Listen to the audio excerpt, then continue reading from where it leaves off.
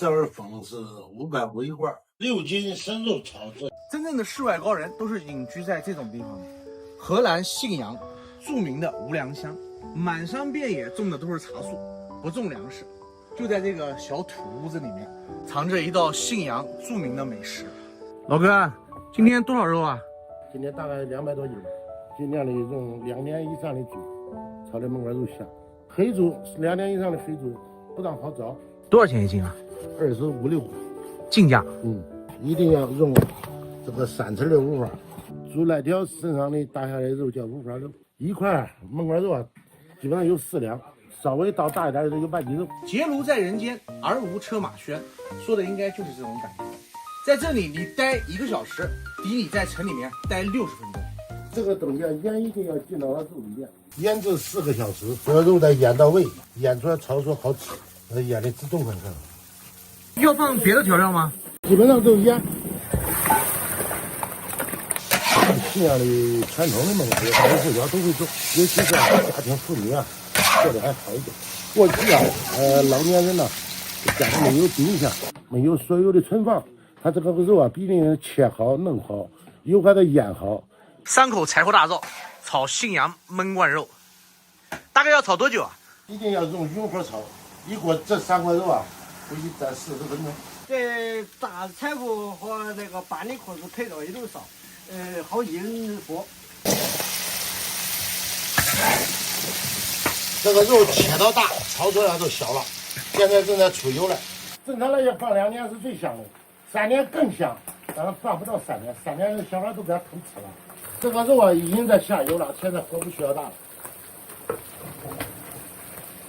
3、9天呢，炒这个焖罐肉啊，就是最佳的时期。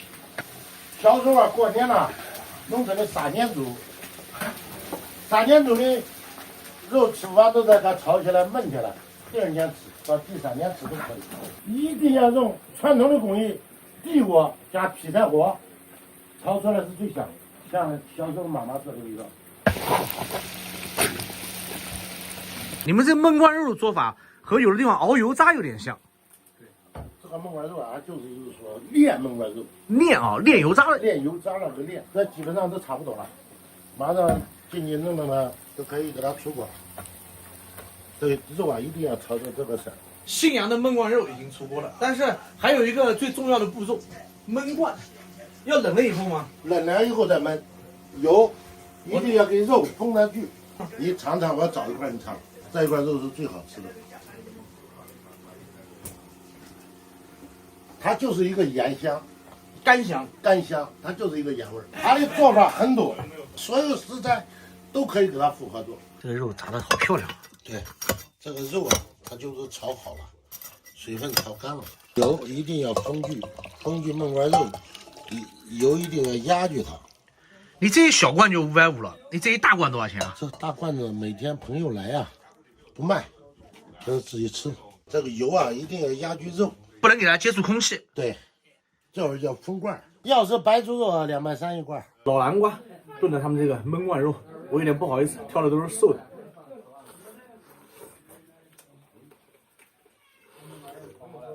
哎呀，真香啊！刚出锅吃的时候稍微有点咸，这会儿炖菜的话很香很鲜，但是咸味没有了。你们炖这个菜应该不放盐了吧？就这不放盐的。哦，炒焖罐肉的盐已经放掉了。信阳的10大名菜焖罐肉，确实名不虚传，好吃。